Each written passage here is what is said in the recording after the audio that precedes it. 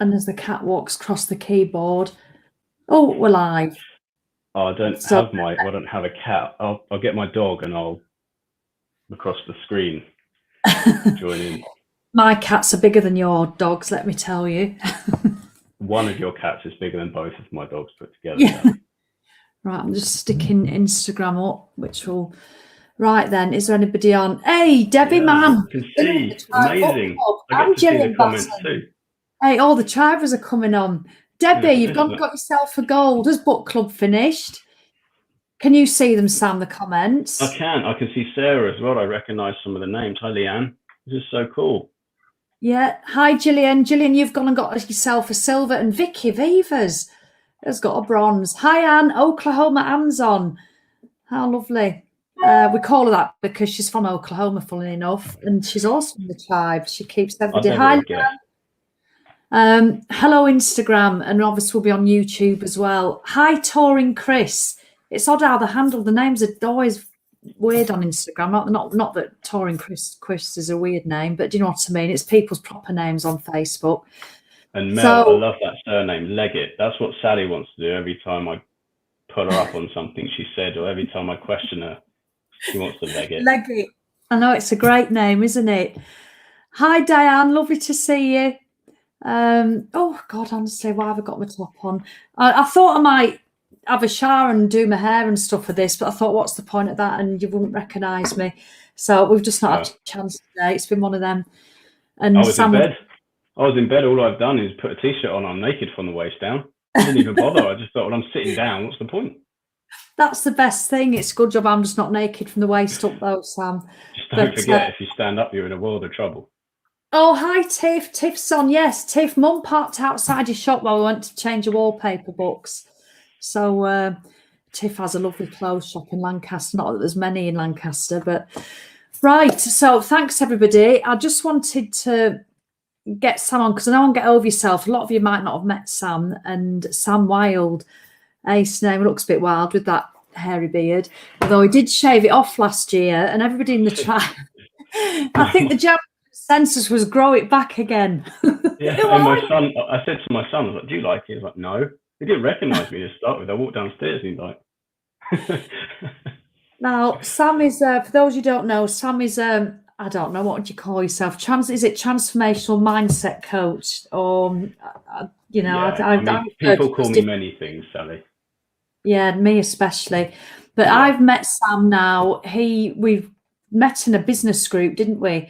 Probably about 3 years ago. And I used to do a video just telling people about what I struggled with my business and how it sort of grew, sort of accidentally, really. Just started doing retreats, and then all this other online stuff started. And in this business, I thought I'd best learn how to use Facebook for business. And so I joined this business group, and it was great. You know, it was good, but there were so many people did it how I didn't want to be doing stuff, talking about bloody lead magnets and sales funnels and email sequencing. And I was going, oh, it was literally made my teeth itch. And so I just carried on doing it my way by doing live videos, how I do now. And, you know, and then I'd go and like do my membership. I remember 300 people joined on, do you remember on the open night at midnight, which is 4 years ago this April, I opened the tribe membership and 330 people joined. And the people in the business world couldn't get their heads around it. How the hell have you done that, Sally? Because they'd done all these sales funnels, lead magnets, the whole lot, and they might have like 20 join. I said, no, I have no idea. And I used to get sometimes excited in that group. There was one time I was just getting so overwhelmed by everything that you have to do to run your own business at home on your own. And when you can't do the tech and it goes wrong, and I just think, oh, even like putting something in a file on your computer, I don't do stuff like that. And doing emails, and I remember just getting upset in this business group, and Sam direct messaged me, and I used to get a few direct messages from other people saying, oh, I can help you with that, but I just didn't really. But there's something about Sam that I thought, oh, yes, I checked him out on his website. Is it what's your website again? It's because it's Sam Wilde Coaching, isn't it? It's just Sam Wilde Coaching, yeah. And I checked him out. I thought he looks all right. He does. He was on a rock with his arms open, thinking he's the I was. That was the first iteration of my website. Thinking he was the angel of the north. I thought, who does he think he is? And anyway, we just got chatting, and we had a couple of sessions, didn't we? And then I saw you on a personal level for about 18 months. Then we had a break, and then we're doing it again. But the byproduct of all this, so it's a long way around of telling you all, is that Sam, for the last, is it 2.5? Well, from the beginning, haven't you? You've been the mindset coach in the tribe. You know, it's going to be every fortnight. You do a live video on Facebook, and I know they absolutely love you. There's a lot of tribe members on now, and they absolutely love you in there, Sam. We've got his massive back catalogue as well. That's everything on the members area. But yeah, sometimes it does my head in, I'll be honest, because he doesn't really give much of opinion on things. Makes you think, and he makes me own my bullshit. So, but before we came on, we were discussing about that I'm not so bad when it comes to owning my personal bullshit.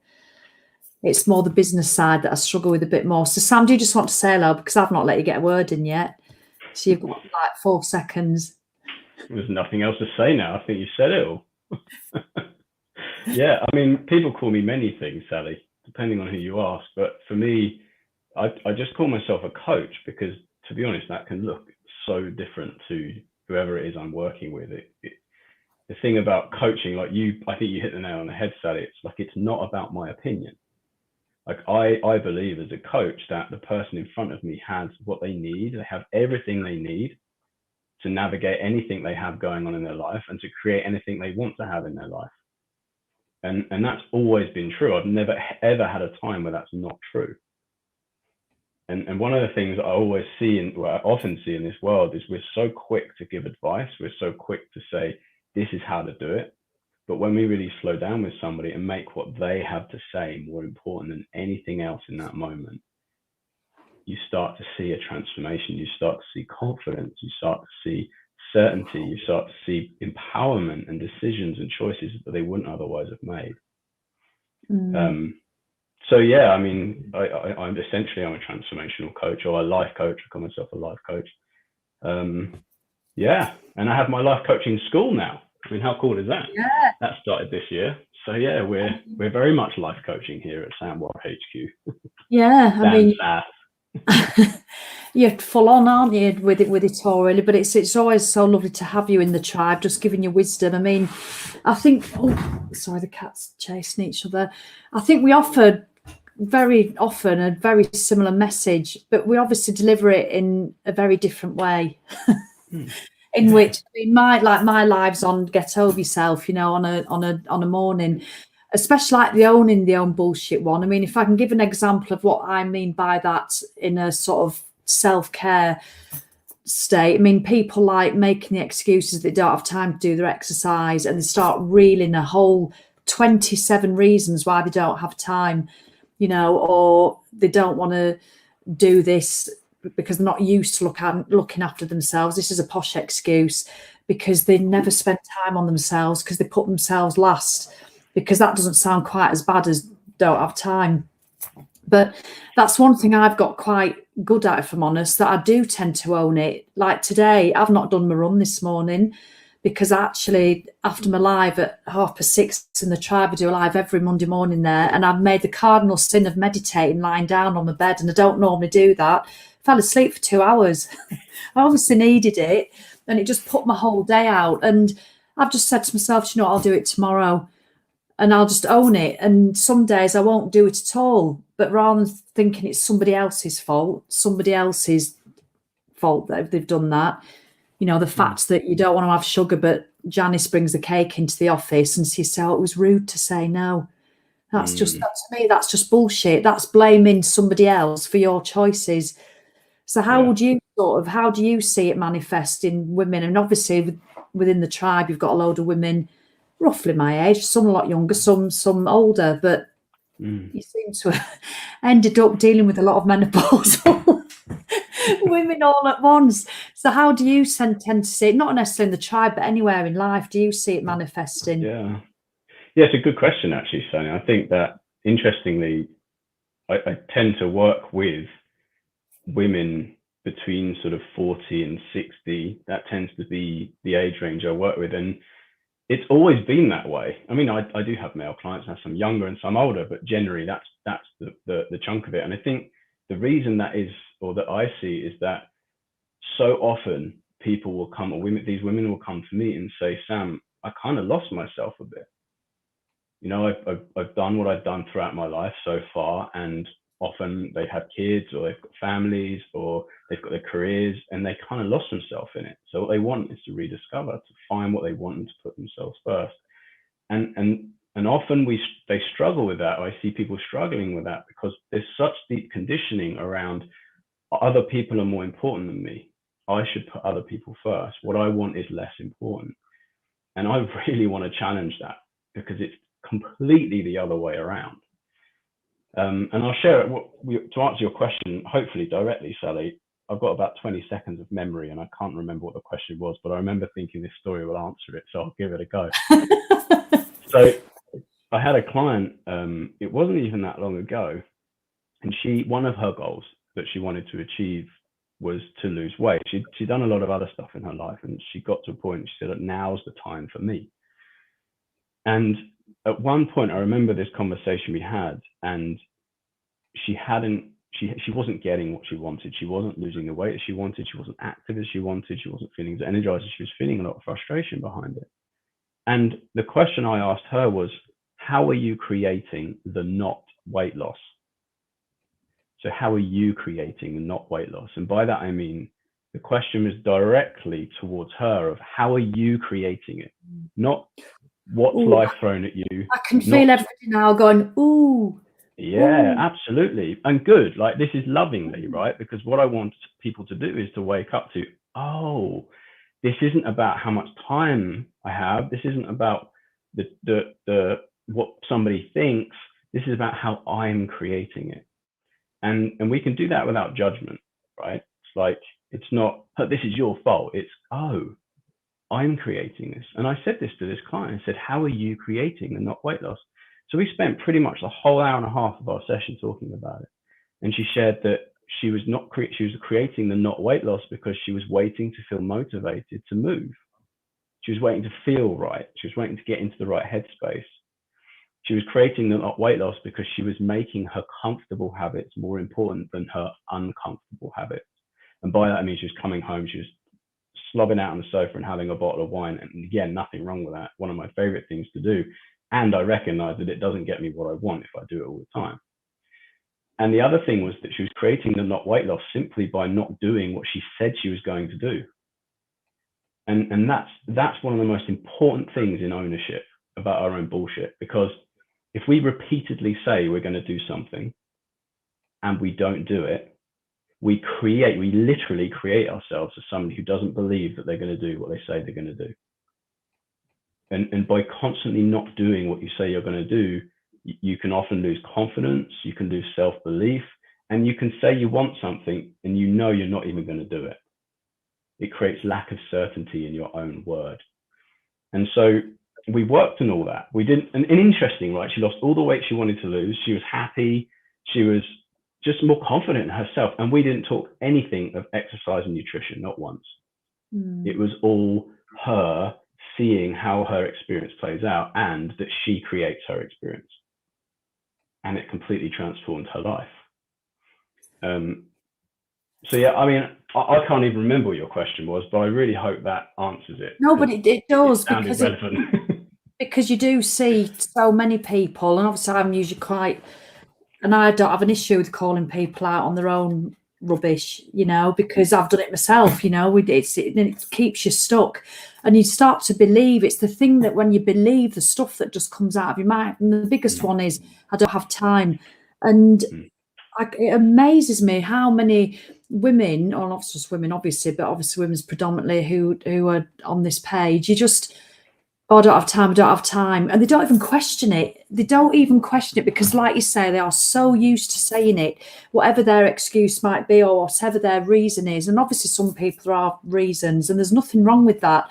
But just own that reason, you know. And so when somebody says they don't have time, I like to get them to say, well, because you can't convince me you don't have a lifetime of not having time. It's just rubbish. I mean, when you're forced to look at it like that, fair enough, you might not have a day or, I mean, I could have done exercise today. I mean, I've still done stuff. I've still done my half-hour weight session and what have you, but I've not been out for my run.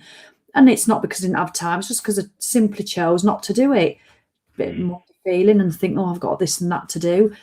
But it's when people just keep telling themselves the same story and to believe that they have a lifetime of not having time. So I personally get them to change don't say you don't have time, say it's not important enough.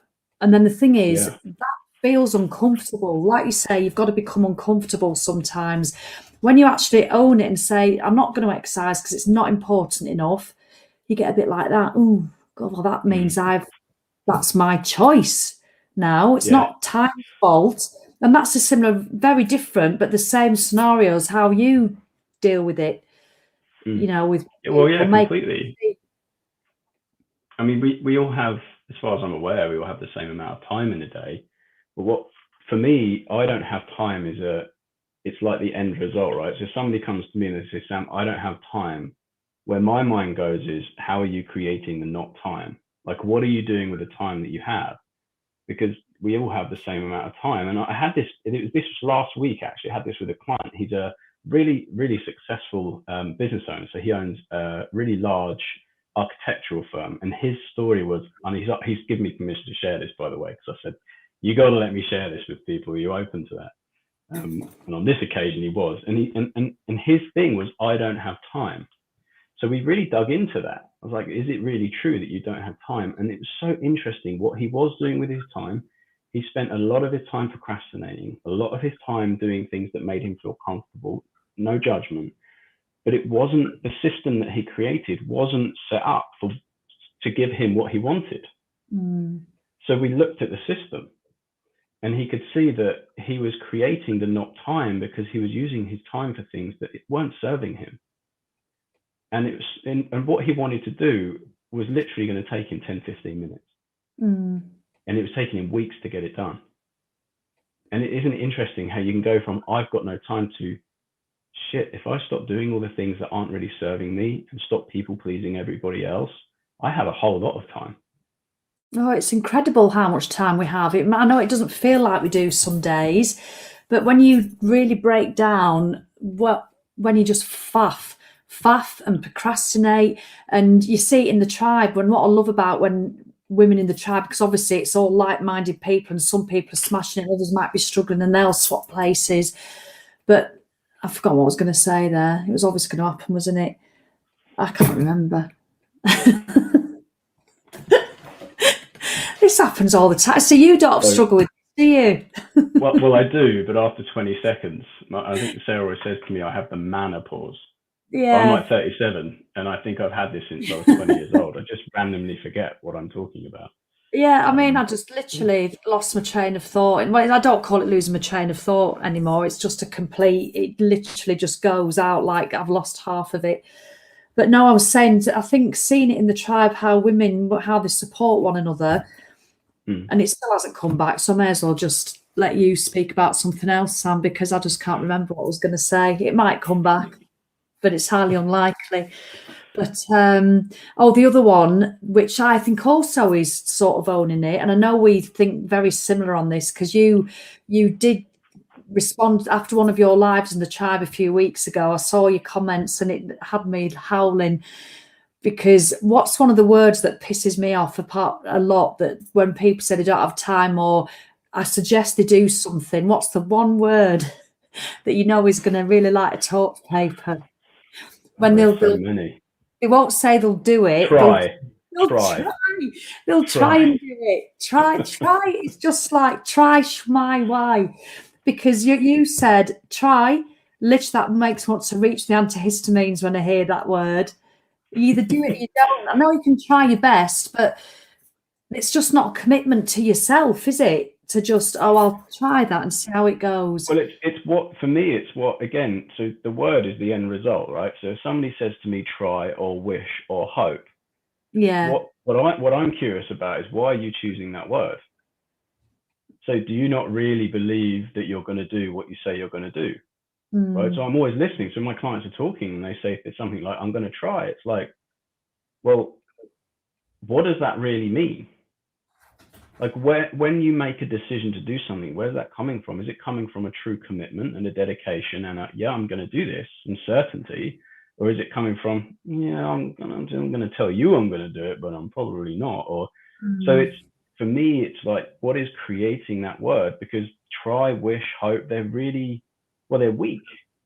They're weak words when it comes to our commitments to ourselves. And as somebody who makes a stand and puts a stake in the ground for the best of somebody, what I want to explore is that really the word that you want to use to describe what's going to happen in the next week or 2 weeks until we speak again? And what's really interesting is people don't see it, right? So it's like a gray area habit. They can't say, I'll try. Yeah, I'll try when I've got time, if I can. It's like, well, that's why. Right. And that's one of your polite ones, Sally. Yeah, I mean, there are many that you've told me. Una's just got a great comment here. You know you're making an excuse, but it comes out of maybe fear. And as Sam says, you don't trust your own word and believe that you can't. So you cover up with an excuse. I don't know if that makes sense. Una, one thing I love about that, Una's she's in the tribe. She's amazing. Yeah. I love the way that you know you were making an excuse. There's a time, Una, that you probably never knew that you were making an excuse. And that's where you can really start to change. So you're owning it already. You know that you're doing it. I mean, what would you have to say about that, Sam? Well, reading that, like I read that, and as you said, Sally, I read that and think, wow, like Una's really got this she's got this figured out. She's got this figured out. And it's like, ignore what I say, Una.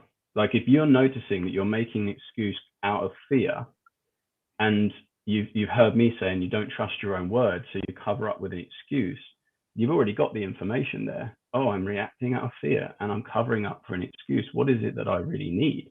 What is it that I really want? You know, and then we can decide, okay, now what? Like, what next?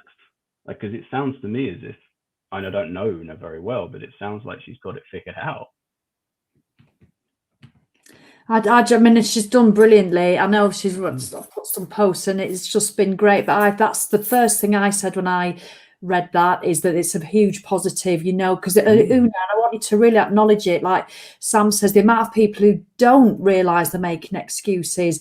And then that's often why somebody will leave the tribe, because they'll see somebody starting to own it and doing well, and then when other people just start, no, I still don't have time and I've taken too much on and you know, we've got Denise here. Oh, yes, Denise. Yeah, I feel that's such a powerful thing about the tribe is that it builds confidence to people to not limit themselves, but to try and actually commit, which is a great ethos about what it's all about, really.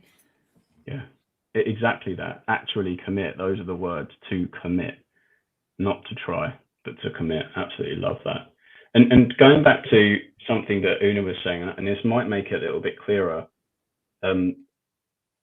See, in fact, can I share a little story about myself, Sally? Because this might give some context.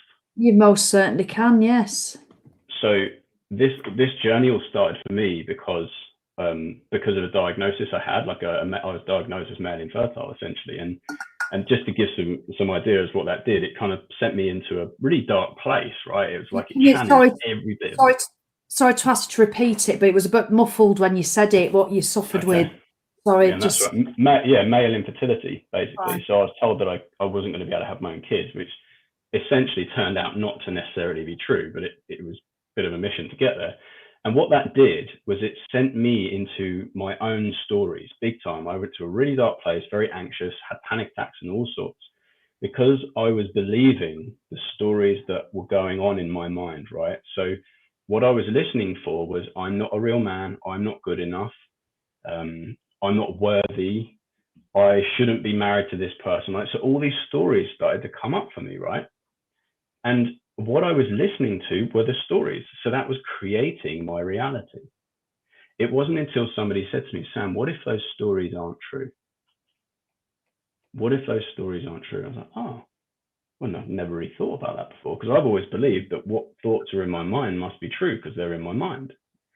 And then this person, this coach, said to me, do you always think about these things or sometimes you don't? was like, well, no, they're not always present. Sometimes I'm completely unaware. She said, well, isn't that interesting? Because if it were true, surely they'd be there all the time. So it really got me thinking, so by believing these stories, I'm quite literally creating myself as not good enough.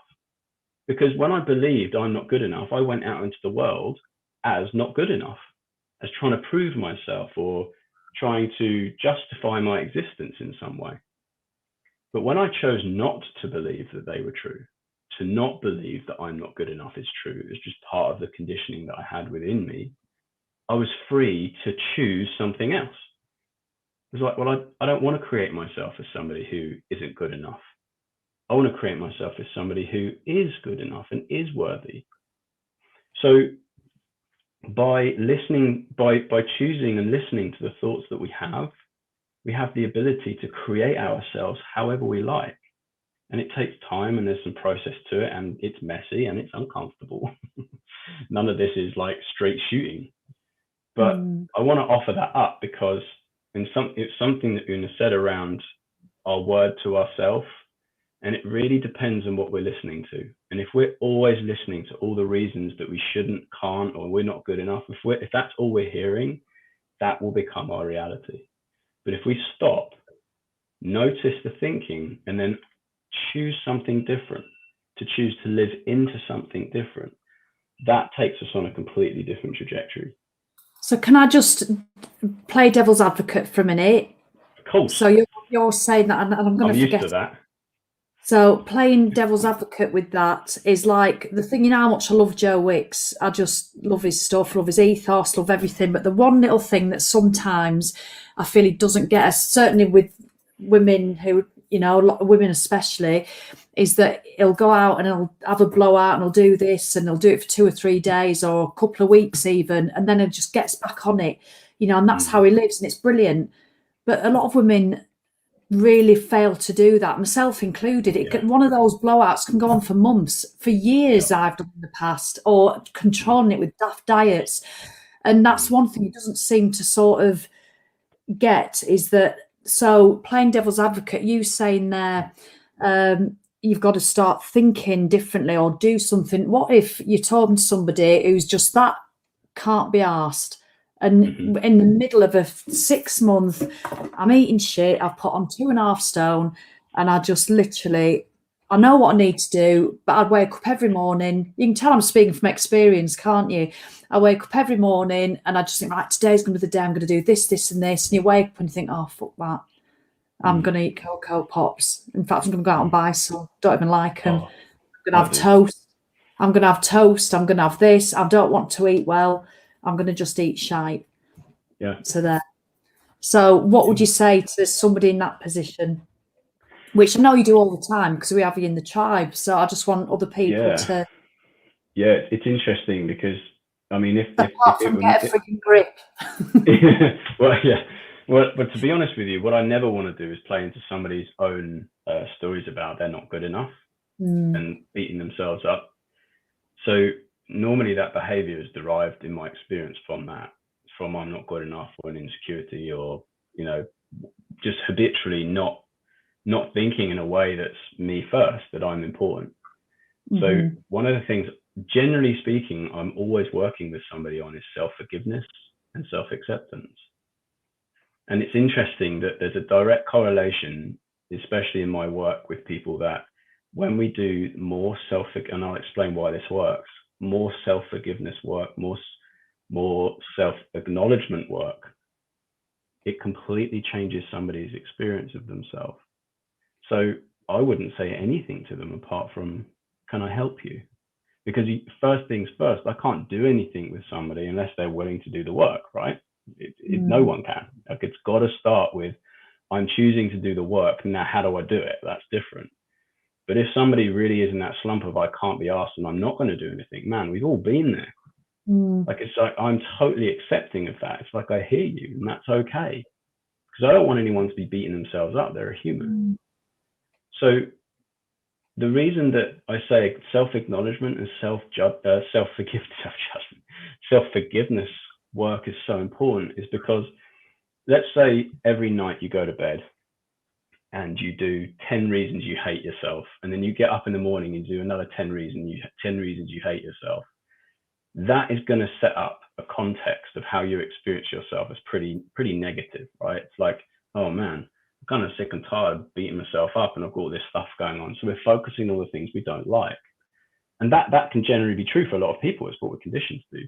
But when you start working with somebody on self-acknowledgement and self-forgiveness, what starts to happen is they start to see themselves in a different light. They start to say, oh, man, I am good enough. I really love that about myself. I really like this about myself.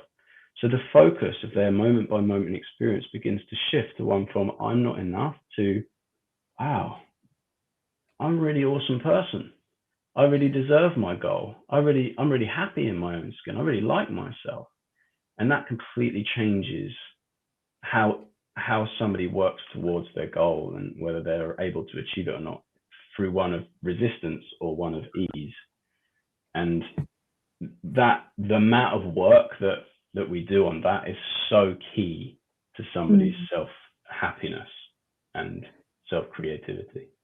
And I think the ethos that we have, or certainly myself, with the way I deliver things, I mean, there's no diet plan, is there? And so I don't accept people coming in, say to the tribe especially, and just because it's a cost to them, whereas obviously all the stuff on Get Over Yourself is free of charge and there'll always be that stuff, but the tribe is like that on steroids, isn't it? It's just so much more involved. And but don't join expecting just it all to be done for you, because there is no diet plan.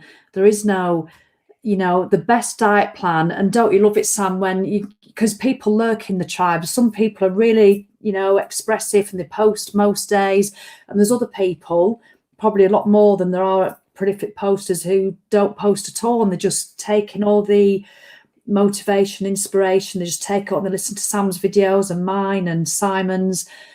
And then literally they'll just put a post on, boom. And they'll say, I've been in since March and I think you're all absolutely wonderful. And I've lost 1.5 stone. And I've not even been on a diet. That to me is just woohoo! Yeah. It's pure gold, because you know it's going to last, right? It's going to last. Because there's no fad. There's no this. It's not a technique. Like losing weight is the end goal to your inner happiness, right? Yes. It's cause and effect. If you're happy, generally people will lose weight, because it's the reasons you're unhappy is that what creates the habits that put on the weight in the first place, right? Exactly. And that's why the tribe is so encouraging in that, because it's a place to be yourself. It's a place to share anything you want, to not be judged, to feel completely safe doing it, and to go and get answers. Like I don't think there's an answer that you could ask that one of us, me, you, Shelley, Simon, couldn't cover. I don't think there's anything that we couldn't handle between the four of us, to be honest. No, I don't. And I think certainly people say, oh, how do I start? Well, we just encourage you, because like Sam has his beliefs on how to, we're all very different, but again, it's a very similar message. And I just want women to feel a little bit chuffed with themselves, just a little bit chuffed. You don't have to go in and do a big 12-week transformational diet plan. It's we always start on steps and water and just start doing that. And then you get a little bit chuffed. And then when you start to get just a little bit chuffed, that's when you're more open to all the stuff that Sam has to say. And you're not just stuck in this, oh, I can't be arsed. It's rubbish. I mean, Una's said here again, because you've been amazing. For many women, that's a hard shift. It has been really hard work for me, but the tribe has helped. But that's probably because it's completely different to what you might expect to be a transformational group of women. Sally, what she said as well, Sally, just on that, Una said it's been really hard work. But she's done it, right? She's done it because she's put the work in. I mean, I want to acknowledge that, because I love that, Una. It's fantastic. And it is great, but it's also the realization that just because you're smashing it up here, and I know people have been criticised for this before, that I remember one lady actually left the trial and she was like, I actually didn't agree that you said that, because it's a bit negative. Because when somebody is up here, I've been up here. I know you've been up there, Sam, and I've seen you when you're down here and miserable as hell sometimes, because we're human. But when you're up here, I actually warn people, it's in the success path that we have. You know, we do a whole series of about 60 videos that when you go into the tribe, we designed it this March, it was brand new, the success path. And you just go through every stage and it's full of videos like this. And there's one where I actually say, yeah, you may be feeling better and I should be feeling a lot better doing this and this. Oh, but it might not last. So don't worry if it doesn't last, because it's just getting into a space where you acknowledge when you're feeling a bit crap again. I call it being in your winter. But it's learning to spend as little time there as possible and learning not to judge yourself for being there. And no, you're not a fat, useless bitch, just because that's why we talk to ourselves. You're not a fat, useless cow just because you've decided to face plant a box of Lindor balls. It's life, you know, and you're not going to put a stone on because of it. But it's all the thoughts and the judgment that are around eating that box of chocolates when you've done it in an emotional way because you got stopped at too many red traffic lights. And which reminds me of the time I ate a whole thing of walnut whips. You know, they sell them from Marks and Spencer's. They come like a 2 lines of 3. I had 3 and I remember shoving them in the back seat. I thought, I don't want any more. And then the next red traffic light, I'm like this. Climbing in the back. Climbing in the back. Oh, hang on. I can imagine you, Sally, being one of those people that's at the traffic lights. You know, when they get out because the boot's not quite shut, they get out and they're like opening the back door and they're like grabbing their walnut whips and the lights have gone green. Come on, just to get, but it's the walnut whips. But to me, it's just life. What's the point? Nothing demotivates me more than seeing.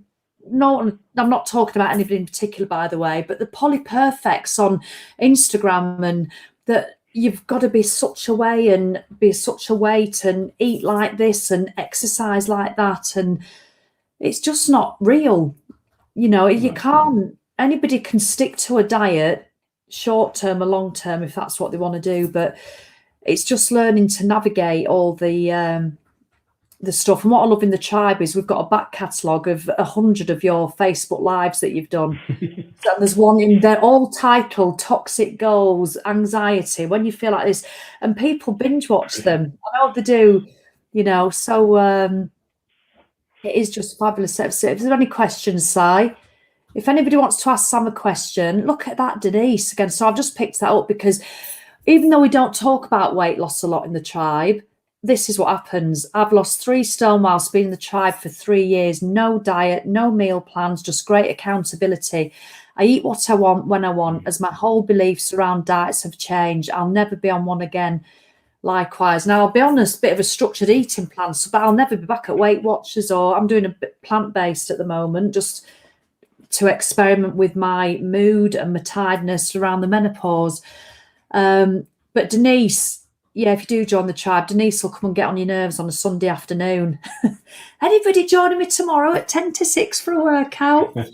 And No, sorry, Sally, you go. No, I've said. You go, Sam.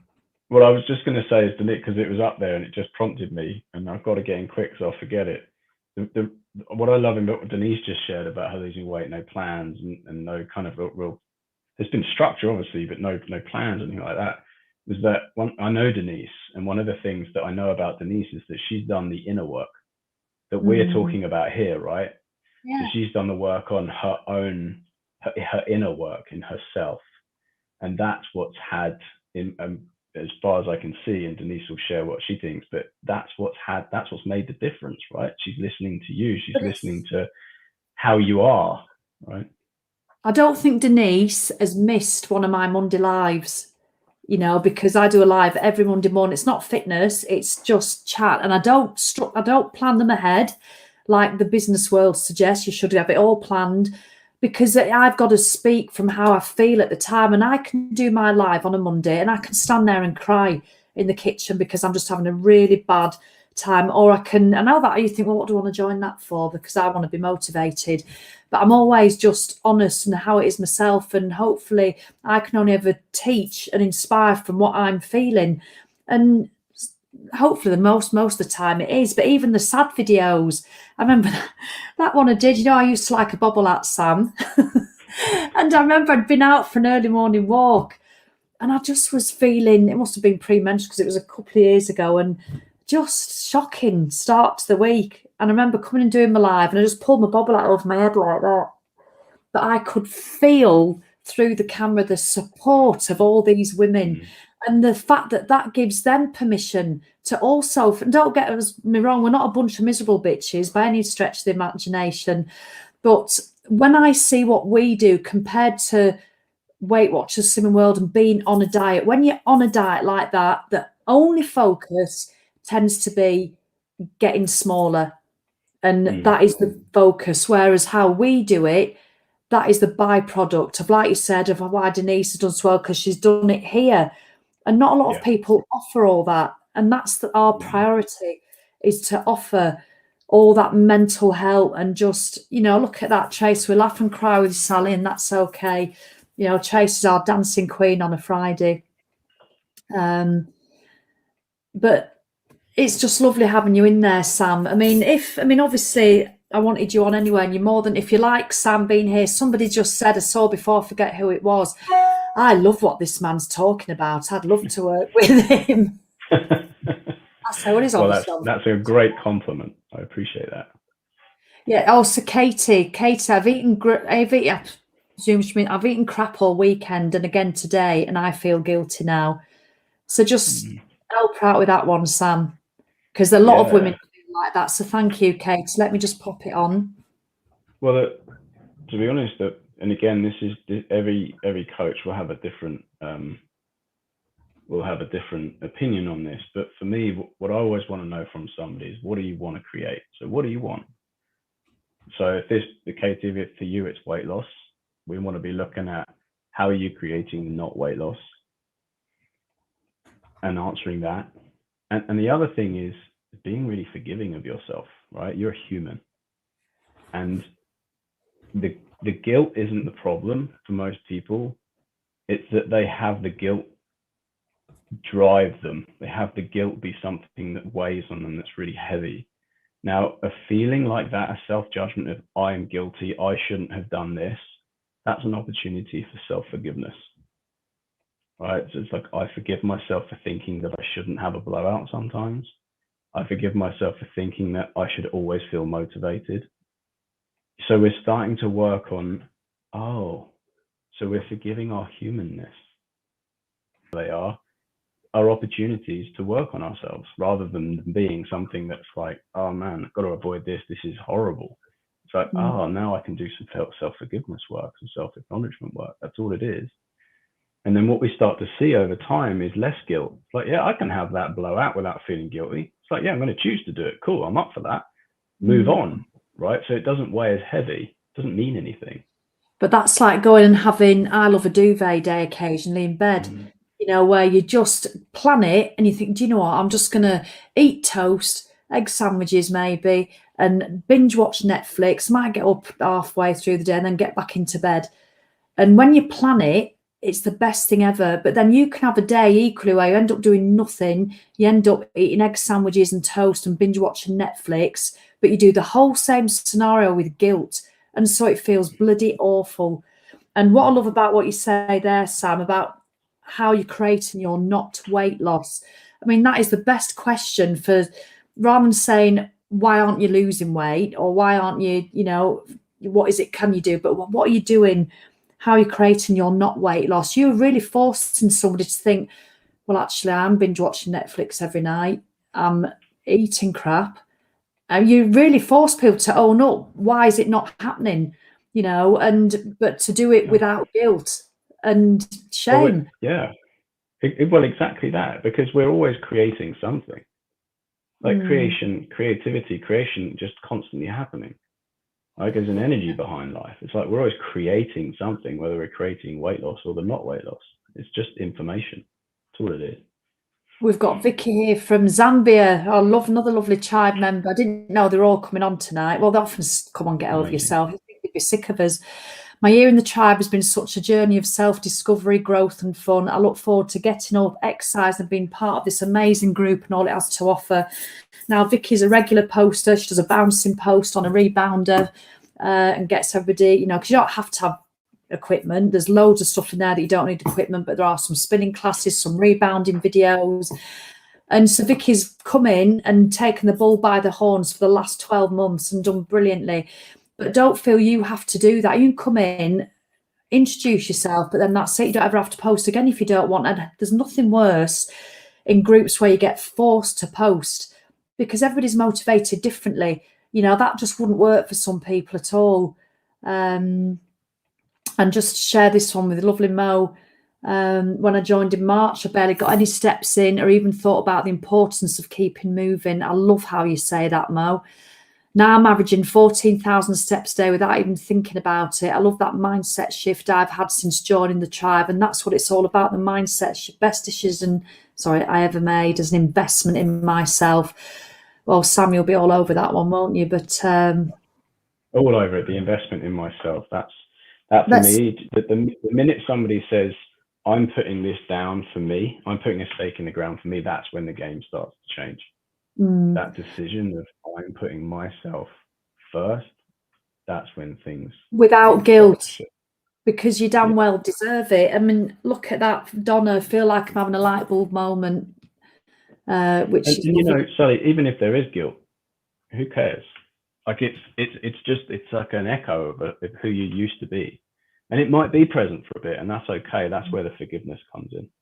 And like Katie said up the top there, in the same context, Katie, you said I'm hard on myself, and one thing I know in the clients, the women that I work with that are between 40 and generally 40, 60, or either side of that, is that they are often hard on themselves. So I want to invite anybody who's being hard on themselves to consider, what would my life be like if I was loving to myself? If the context of my life is if I was loving to myself, what would be different? That's all I wanted to say. Well, it's well said. So if we were to ask you the question then, because I know, just very quickly, I think I haven't forgotten to talk about it. I'm quite good at owning my own bullshit when it comes to my own personal exercise and eating. But one thing, you know, where I struggle is within business, and like when it comes to doing this, you know how much I hate it. Literally, I just want to do that and go, oh, I hate telling people the tribe's open. That's why I've not done a big launch this time, because Nancy and Joe have just left within 3 weeks of each other to go and live in London. And so it's an empty nest. And I thought I couldn't cope with a massive all singing, all dancing launch. So that's why we're just opening it quietly for 2 days, because it feels what I can cope with. But you see the struggle I have, don't you, Sam, when and you go mad at me because Sam just always says, it's an absolute gift, Sally. Go on, what do you say, Sam? What am I offering people? Well, it's interesting. Can I say 2 things? Can I take up a little bit more time? Of course you can, It's funny, as a coach, like, you know, Sally, as a coach, I don't talk a lot, but when I do this sort of thing, I make the most of it. The first thing is, like you said there, Sally, and this is an offer for everyone else listening, and that listening now and listening later. Like, when you think about the launch and that you hate it, what we want to be looking at, and what any of you have this idea of, this makes me feel this certain way, is what am I creating this thing to mean? It's not the thing that's creating the thoughts and the feelings, it's you, right? It's like what you're thinking about it. It's the same as anything, same as other people, it's the same as circumstance. Like, your experience of something is your experience of something, not coming from that thing. So when we know that, we can look at changing our own experience of it. And part of that, Sally, and to answer the other part of this question, was this, for me, I used to have a real story around, especially in coaching, a real story around asking people for money and having people on board, because I used to question, oh God, am I good enough? Is this really going to help? And that was years ago, but it used to be a thing for me. And as time's gone on, what I've started to see is, man, paid coaching and something like the tribe, sort of paid investment, is one of the highest forms of service that you can gift somebody. Because when somebody actively puts down something, it puts a stake in the ground for themselves and comes in with that empowered sense of, I have chosen this, that can change lives. And we're seeing it tonight. We've seen people posting tonight saying as it's changed their life. That's what happens when you invest in yourself. and you decide that you're going to do something for you. So for me, this isn't the opening of the tribe is a gift. It's not anything other than that. It's a gift and an incredible opportunity. And I genuinely see it that way. I used to see it completely differently, but now it's how I see it. Because I love to give people in my coaching and in your Sally, in your tribe, to give people the opportunity to change their lives. And look what happens when they do. Right? It's like everyone's jumping up and down for joy, being like, man, that's so cool. And it inspires other people. That's the best thing, isn't it? How they inspire others. And I know you always, because I struggle with that, and I agree with everything you say, but you can say it with such right. I know it's a gift, and what is it, £29 a month? It's an absolute nonsense for the value that you get and for the everything that's available to you. And there's no contract, and I know all that, but I just feel held back with it, whereas you can just openly say it. And I'm working on that. I really am. And I know you say that everything somebody needs for total transformation is in the tribe. And I love how you say that, and I love how you, because I'll put it out there, I've no coaching qualifications. And I remember once I was really blown away. He said, Sally, you're in the top 3 of the most transformational thing I've ever met, and there's me with my cycling proficiency badge. Well, notice I didn't say coach. I said people. No, I know. Yes. But because Sally, and I'm sure everyone on here will agree with me. And I've seen people commenting is because you're real. Like you're not sugarcoating anything. You're not making anything easy to hear. You're saying it how it is, and all you're interested. And I know you, Sally, very, very well. And I know all you're interested in is helping people and serving people and have them leading an incredible life. So I'm not interested in your story about this being anything like a sales pitch or whatever that looks like. What we're interested in is, man, this thing changes people's lives, and you got to be in. That's all I'm interested in. I have absolutely no issue with saying that, because I want to help people. I do need to.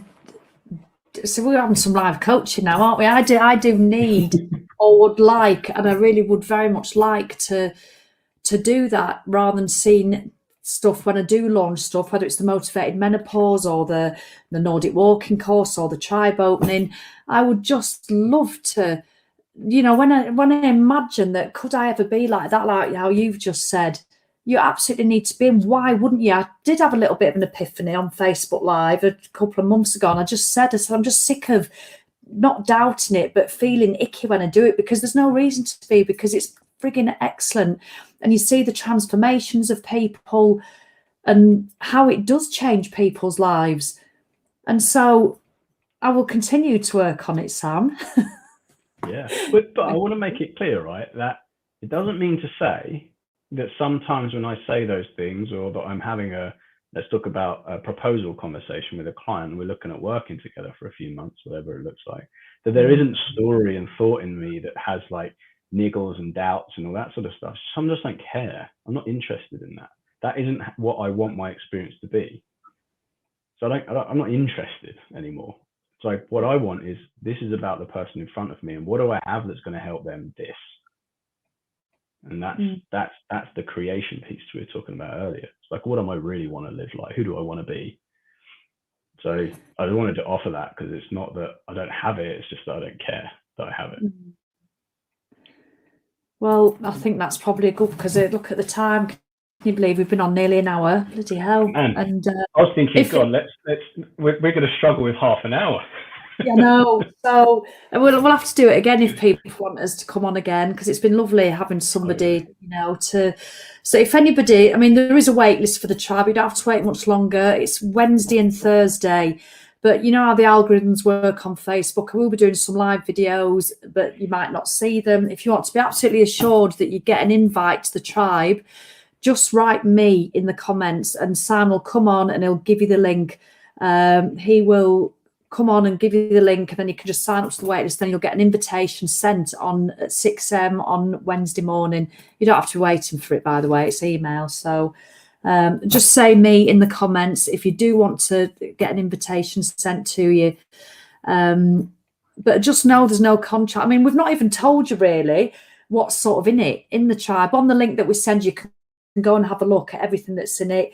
I might actually on Wednesday, Thursday share my screen so I could give you a sneak peek of being in the tribe, and I can show you all Sam's big back catalogue of videos and what it actually looks like being in there. So yeah, Lindsay, people have really enjoyed it. Sam, thank you very much. So what would you say then to somebody? I said to ask you, why should somebody join? Yeah, well, if we haven't answered that question already, then they're not listening. But actually, no, I'm going to say this though, right? So why should somebody join? I think from what I've seen, what we've spoken about covers why you should join. But there's also something else I want to say, which is the tribe is half of the work, right? So the tribe is half of what you need. What I want to invite people to consider, and this is for people who are in the tribe already as well, right? So I'm kind of acting as global coach here, not just this live coach, which is how you use it. How you use it. When you come in, and if you're there, how are you using it?